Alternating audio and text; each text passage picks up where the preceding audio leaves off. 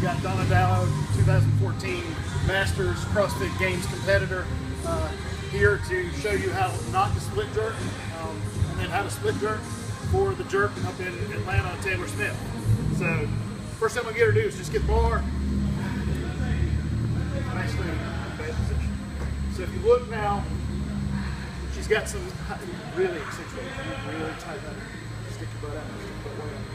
So her back is bent here. She's hyperlordotic, which means she's got more extension of her spine than she should have. When she jumps and does a split jerk, so go ahead and split jerk in that position, she gets even deeper into that curve. So what she's doing basically is putting a tremendous amount of stress through her spine. So to change that, we need to get her in a neutral spine position. The bad thing is, we've been coached, and we go back to the CrossFit cueing. A lot of times we coach butt back, core tight, those kind of things, but nobody really knows what that means. So if you don't know what it means, you're kind of flailing around doing things that you think are right and they're not. So pushing your butt back or keeping your core tight does not mean locking your back in this hyperextended position. Especially when you see somebody pull from the ground, deadlift, or when they set to push a bar overhead, they tend to get in this hyperlordotic posture. They tend to stick their butt back and get overextended in the spine.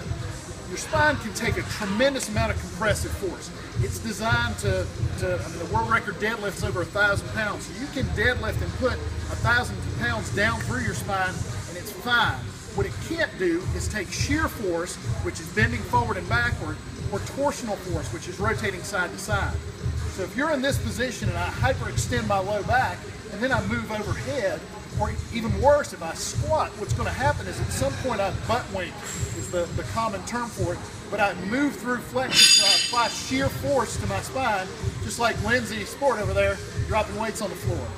So in that position, if I can start off with my spine in neutral where it's aligned perfectly and I don't rotate back and forth or I don't go through this shear, then it's a better supported position. So if I cue Donna to tuck her butt under, so basically tilt her pelvis forward, so now she's flat here, now split jerk. And when she jerks, she's more flat here. Now, when she extends her hip's going to come back some, but she's way more aligned. That weight is stacked over her head instead of being in this hyperextended position.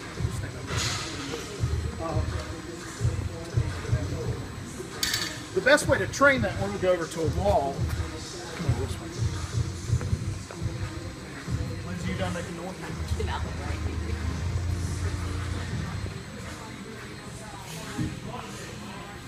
Donna.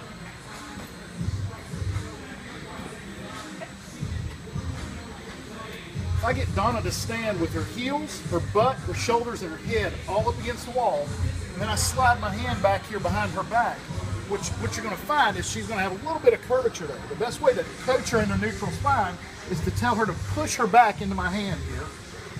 And when she does that, to make sure she doesn't do that by pulling her shoulders forward. So making sure her shoulders, her head, her butt, and her ankles stay up against the wall and push her back into my hand. Now, as she's standing in that position, she can use that for biofeedback to realize this is a good neutral spine position. She doesn't have to stand there all day, but everywhere she goes, there's going to be a wall that she can stand up against and get that sensation. That way, when she walks away, if she's in this hyperlordotic posture, she can say, that's not what it's supposed to feel like. And she can tuck her back under. So now her butt's flat, her back's flat, and she can stand and say, this is how it feels when I'm up against the wall. So that's kind of the end goal.